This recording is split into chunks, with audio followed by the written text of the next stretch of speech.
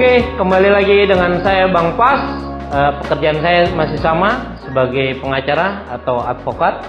Sekarang saya bersama teman-teman Karang Taruna di RW 5 Kelurahan Pademangan Barat. Saya dengan Pak Solahuddin ya? Iya. Panggilannya Pak Ocol ya? Pak Ocol. Oke, di sini jabatannya sebagai apa Pak Ocol? Saya di sini sebagai Ketua Karang Taruna di RW 05 Pademangan Barat. Pademangan Barat ya? Ini teman-teman ya? Iya, teman-teman semua ini. Di Karang Taruna ya? Oke. Saya mau menjelaskan berkaitan dengan pemahaman hukum, berkaitan di lingkungan masyarakat, teman-teman nih di RW 5. Ada nggak sih berkaitan dengan permasalahan hukum, terus berkaitan dengan kekerasan, berkaitan dengan suatu hal yang berkaitan dengan tindak pidana? Itu Pak Ocol, kira-kira lingkungan sini atau lingkungan di masyarakat sekitar ini ada nggak sih yang terjadi suatu hal tindak pidana? Banyak sih di wilayah RW 05 atau di masyarakat di RW 05 ini masalah-masalah hukum. Seperti itu, kayak misalkan pencurian, terus tawuran dan lain sebagainya, seperti itu.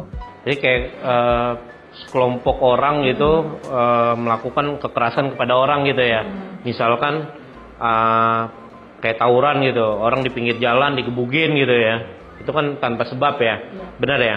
Oke, terus kayak pernah nggak sih dulu cerita-cerita zaman dulu itu atau cerita dahulu gitu berkaitan dengan maling digebugin atau orang yang mencuri digebugin oleh masyarakat sekitar gitu? Pernah dengar nggak sih hal-hal kayak gitu?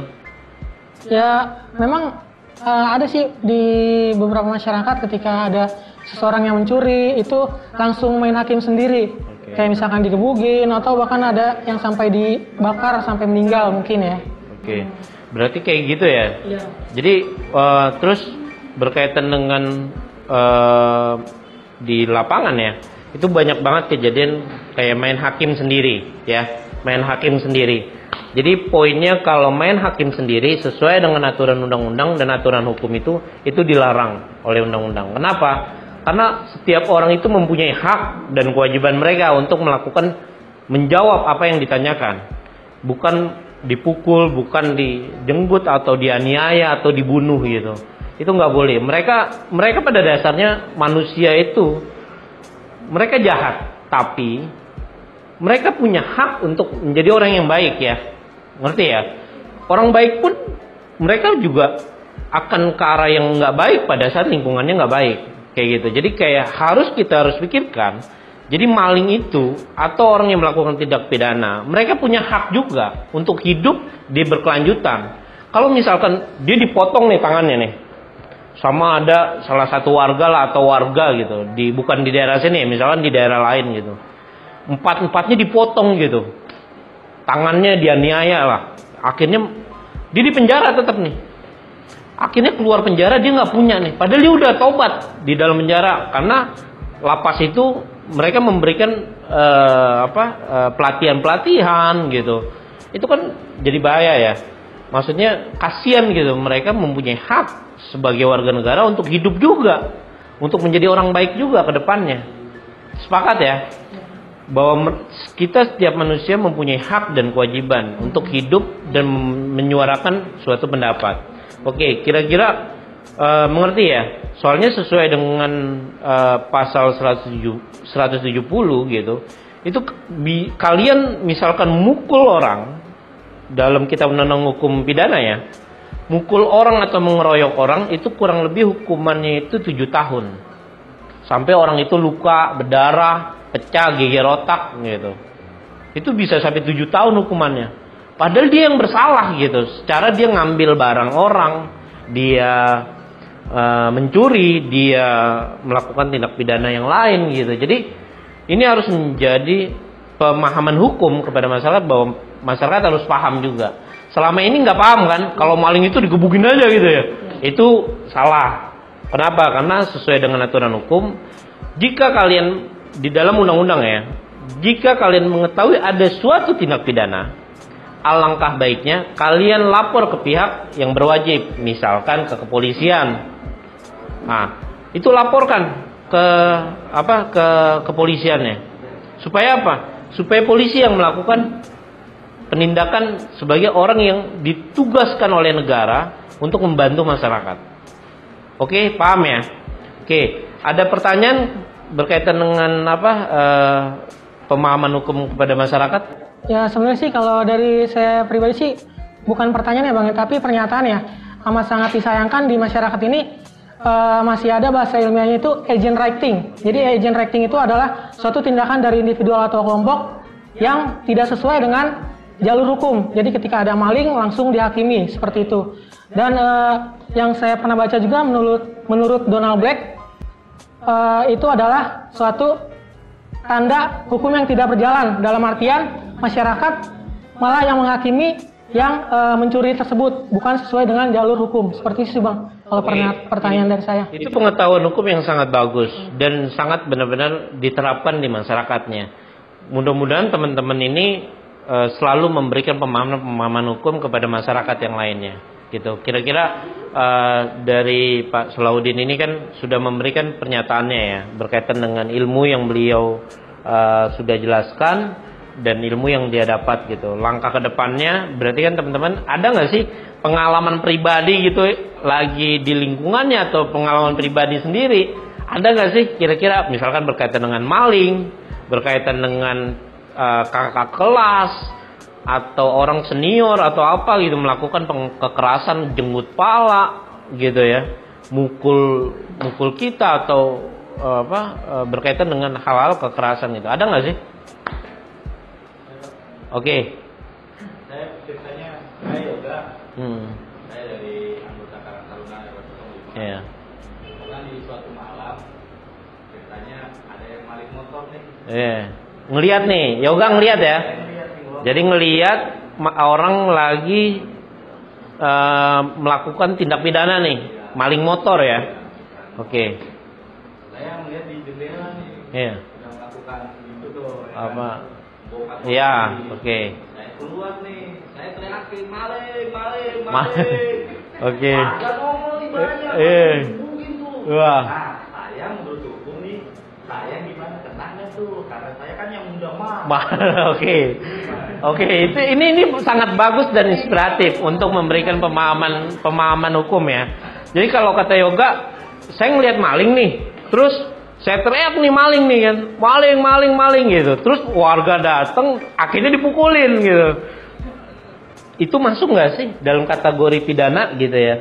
Nah, satu, yoga sudah tepat melakukan penindakan, memberitahu kepada masyarakat lain bahwa di situ ada suatu tindak pidana. Nah, bagaimana yoga melakukannya? Itu sudah sangat tepat dengan cara melakukan teriak gitu ya. Itu tindakan refleks ya. Sebagai masyarakat, kalau kita teriaknya maling, nggak ada yang dengar ya, nggak ada yang keluar warganya ya. Oke, itu sesuai dengan aturan hukum. Itu perlakuan yoga melakukan tindakan teriak itu sudah cukup baik untuk mencegah suatu tindak pidana. Nah, tetapi kalau untuk melakukan misalkan yoga teriak, oh maling itu gebukin gitu, pukulin, itu dilarang. Karena apa? Yoga menyuruh orang melakukan suatu hal tindak pidana. Belum tentu dia maling, iya kan? Benar nggak? Belum tentu dia melakukan kejahatan gitu. Mungkin dia mindahin motor atau apa, mungkin ya. Itu harus benar-benar diamankan dulu, ditanya, diserahkan kepada pihak kepolisian. Nah, jadi kalau yoga habis teriak gitu, lari juga ke bawah gitu, diamankan saja di tempat, misalkan kepolisian, panggil RT, RW, atau kalau perlu Pak Lurah juga suruh datang gitu untuk biar diamankan dulu, jangan dihakimi, karena dia masih mempunyai hak untuk hidup menjadi warga negara yang baik. Karena pada saat di lapas dia akan dibina, dia akan diarahkan menjadi manusia yang berguna nantinya. Mereka juga butuh hidup untuk di masa depan. Kalau kalian pukul, kalian bunuh atau kalian menganiaya dan sampai putus, kehidupan dia akan selesai di situ saja gitu. Dia nggak punya jangka panjang. Mungkin dia ada kebutuhan untuk anak kebutuhan apa, tapi itu tidak dibenarkan. Ya, oke. Kira-kira teman-teman paham gak sih kayak gini? Jadi paham hukum ya. Jadi agak ngerti ya. Jadi kayak pengerusakan kayak gitu-gitu atau penganiayaan itu menjadi hal yang paling baik juga ke depannya gitu untuk pemahaman hukum. Kira-kira ada lagi pertanyaannya? Siapa namanya? Dede. Dede ya. Saya mau menanyakan, di sini kan sering kejadian kayak kemalingan keropak musola atau masjid. Apa tuh? Kemalingan keropak. Keropak itu kotak amal. Oke, kotak amal ya. Kotak amal musola. Gimana sih cara nanganin ini? Kita kan nggak mungkin keroyok masa langsung itu. Ya, oke. Berarti itu kan ada pencurian ya. Berarti kan itu ada maling ya. Bahwa ada suatu tindak pidana ya. Kalau memang ketangkap maling tersebut atau orang yang diduga melakukan tindak pidana, itu kita harus benar-benar paham bahwa itu harus diserahkan kepada pihak kepolisian.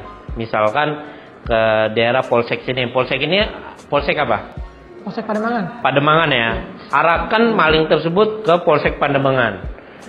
Serahkan ke pihak kepolisian, mereka yang akan mengusut apakah di situ ada modusnya, memang dia punya komplotan maling kotak amal gitu ya, atau dia cuma sendiri saja untuk biaya hidup sendiri gitu.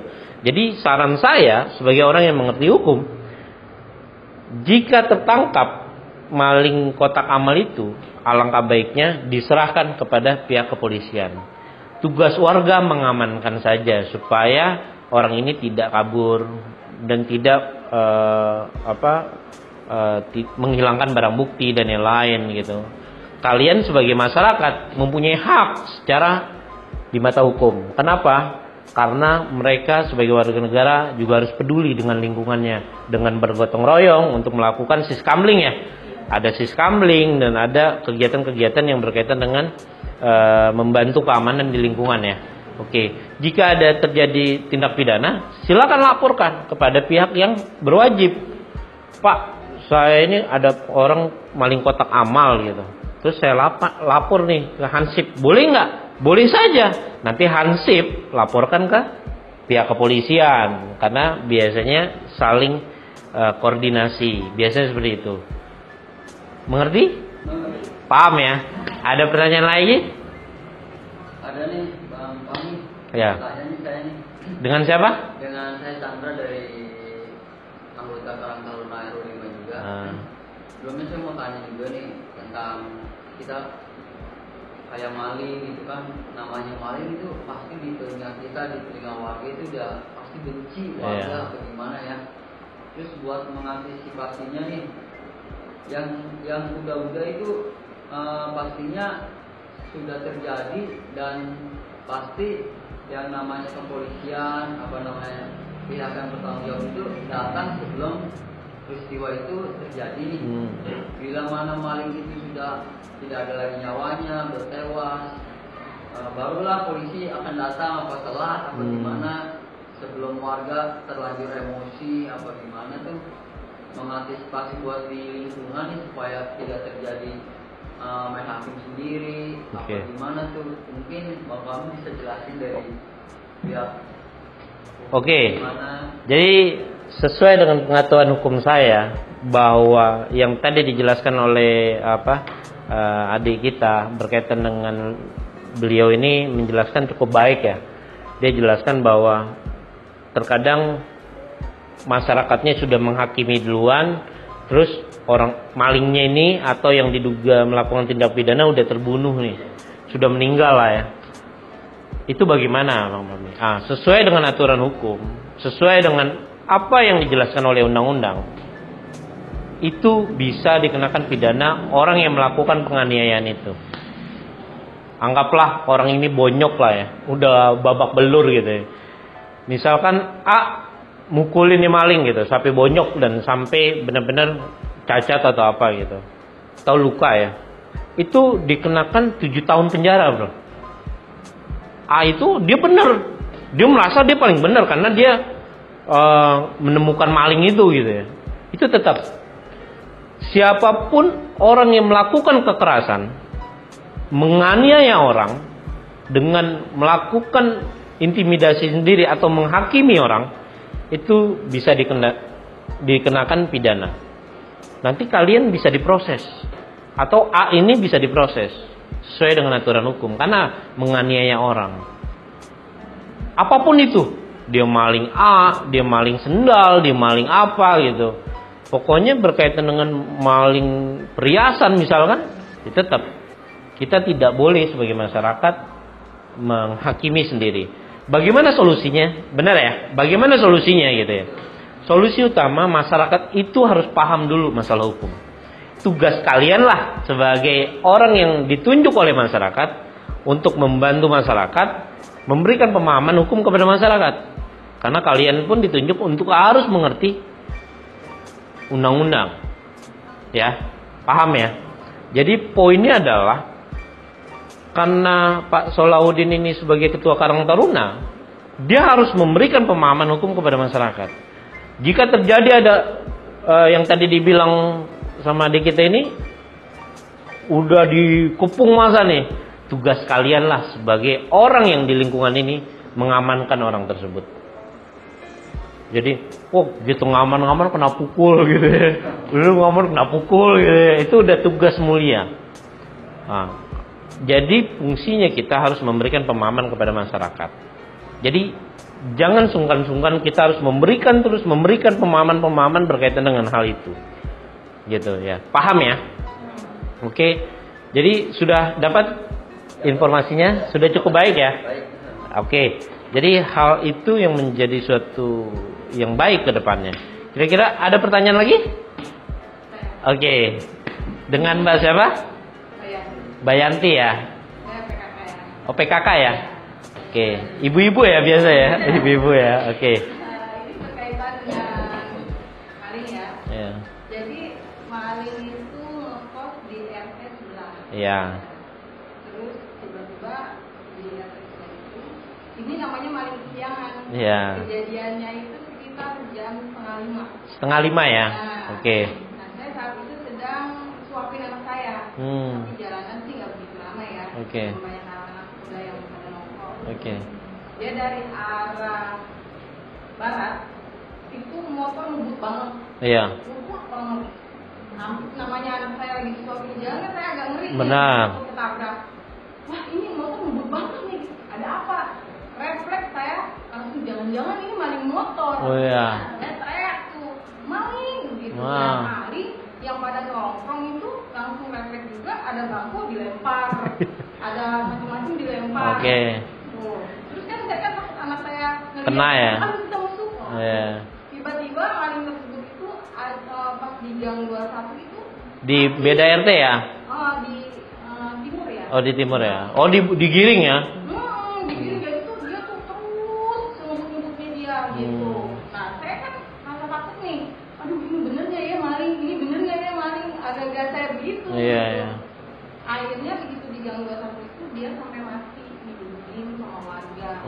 Oke. Diperiksa, dibuka jaketnya, emang dia tuh banyak handphone Oh. yang boleh maling di foto. Iya. Oh, jadi memang udah dugaannya kayak gitu ya. Terus gimana? Oh, gitu. Jadi solusinya ya. Oke. Solusi hukumnya berkaitan dengan hal itu adalah refleks sebagai masyarakat. Bahwa adanya orang yang melakukan tindak pidana, kita harus refleks dulu, diamankan dulu. Tapi bukan dihakimi. Oke. Tindakan pertama sudah baik. Seharusnya sebelum dihakimi harus panggil pihak kepolisian. Maka itu Pak Solahuddin harus punya nomor Babinsa atau Binmas ya berkaitan dengan kepolisian ya. Itu harus punya, atau kalau perlu Kapolseknya gitu, untuk kalau terjadi apa-apa berkaitan dengan tindak pidana, tinggal langsung dikontak, Pak, di lingkungan ini sedang ada orang yang diamankan, diduga dia melakukan tindak pidana atau mencuri tadi handphone atau apa gitu, karena itu ada dugaan ya, karena ngebut ya. Oke.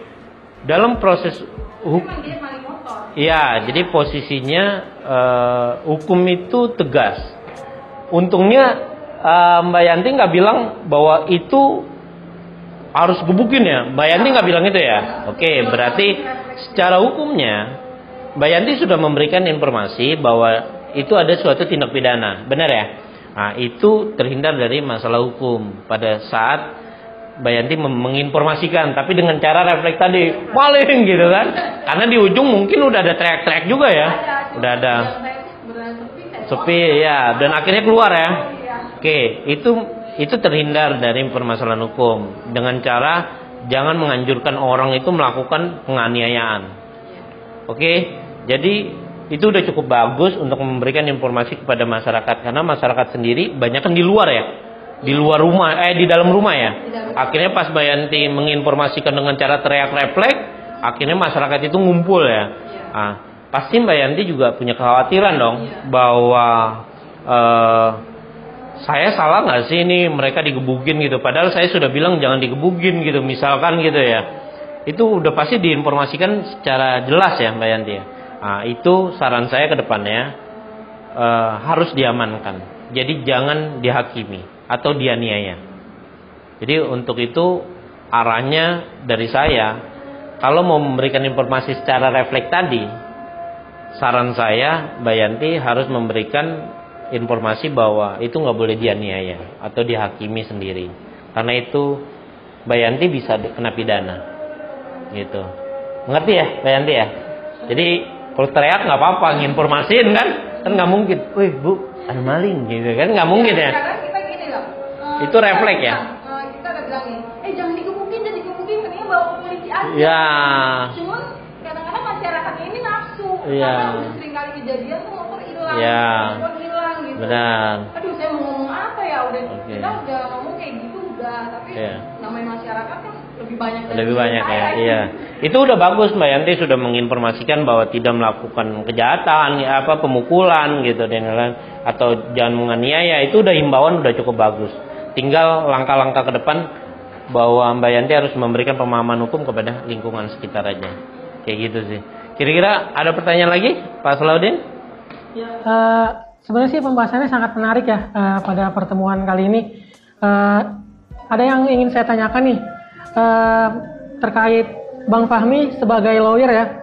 Hal apa sih yang harus dilakukan? Sebenarnya kan di masyarakat ini masih hypermoralitas ya, artinya masyarakat belum bisa membedakan mana yang baik, mana yang benar dalam situasi menghakimi jika ada pencurian. Itu kira-kira langkah yang diambil oleh Bang Fahmi sebagai lawyers, apakah mengadakan penyuluhan atau akan memberikan edukasi tentang undang-undang yang melarang hal tersebut, dan undang-undang apa yang akan Bang Fahmi jelaskan kira-kira seperti itu? Oke, berkaitan dengan pemahaman hukum kepada masyarakat, ini adalah program saya.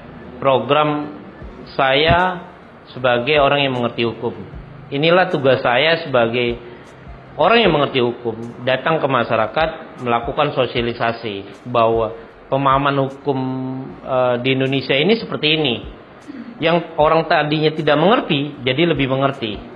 Yang tadi kebiasaan orang menghakimi sendiri, sekarang nggak menghakimi sendiri, karena ada penegak hukum, ada pihak kepolisian gitu, yang memang harus mereka tangani gitu. Jadi solusinya dari saya adalah saya akan terus terjun kepada masyarakat untuk memberikan pemahaman hukum, khususnya seluruh masyarakat yang ada di Indonesia atau masyarakat Indonesia yang ada di luar negeri. Nah, untuk itu penjelasan dari saya seperti itu aja Pak Salahuddin. Teman-teman udah mengerti ya? Ini oke, sesuai dengan pasal 170 KUHP pidana, Kitab Undang-Undang Hukum Pidana, itu barang siapa yang di muka umum bersama-sama melakukan kekerasan terhadap orang atau barang dihukum penjara selama-lamanya 5 tahun 6 bulan. Tapi ada satu pasal dengan penjara itu selama-lamanya 7 tahun. Jika ia dengan sengaja merusak barang atau jika kekerasan yang dilakukan itu menyebabkan luka. Yang tadi saya bilang 7 tahun ya. Mukul 7 tahun nih, memar. Geger otak 7 tahun, tergantung lah. Jenggut ya. Itu tergantung. Ntar di dalamnya memar nggak? Itu tergantung visum juga. Maka itu kita harus tetap hati-hati sesuai dengan pasal yang sudah dijelaskan. Ada ayat 2-nya itu dengan penjara selama-lamanya itu 9 tahun. Jika kekerasan itu menyebabkan luka berat pada tubuh. Yang tadi saya bilang, ada warga itu putusin tangan maling nih, atau putusin kuping maling, itu kan berat ya lukanya ya. Itu 9 tahun. Gitu. Nah, terus ada lagi dengan penjara selama-lamanya 12 tahun jika kekerasan itu menyebabkan matinya orang. Jadi kalau maling itu mati, terus diusut dan dia belum menyatakan bahwa dia menyatakan hak-hak dan kewajibannya sebagai manusia juga gitu. Terus ada warga menghakiminya dan dia mati maling itu kemungkinan kalian secara undang-undang kalian dihukum bisa seumur hidup atau hukuman mati. Ya, bahaya ya. Dia yang maling, kita yang gebukin, kita juga masuk penjara. Jadi bahasanya dia yang maling, kita yang gebukin sama-sama. Kalau cuma luka di dalam penjara bareng-bareng. Gitu ya. Jadi harus menghindari ya hal-hal kayak gitu. Tolong bantu penegak hukum juga untuk memberikan pemahaman kepada masyarakat. Penegak hukum kayak kepolisian, pengacara, jaksa dan hakim sudah mempunyai tempat-tempatnya untuk memberikan pemahaman hukum, sosialisasi hukum gitu ya. Jadi teman-teman mengerti ya hal ini ya. Paham? Oke. Posisinya adalah kita sebagai masyarakat, orang yang mengerti hukum, kita harus benar-benar paham dan harus mengerti pemahaman hukum ke depannya. Untuk itu, kita sebagai masyarakat harus lebih peka terhadap aturan-aturan yang dikeluarkan oleh negara. Siapapun presidennya, siapapun pemerintah daerahnya, siapapun Pak Wali Kotanya atau kecamatannya atau Pak Lurahnya atau Pak RW-nya atau Pak RT-nya atau Ketua Karang Taruna atau Ketua PKK, kita harus tetap aturi peraturan undang-undang yang berlaku di negara Republik Indonesia. Pemahaman hukum ini bagus untuk pemahaman seluruh masyarakat Indonesia. Untuk itu, sekian dari saya. Terima kasih.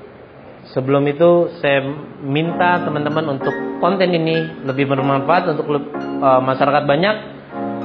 Saya meminta tolong untuk di-subscribe, like, dan komen, dan di-share kepada seluruh masyarakat yang lainnya. Terima kasih.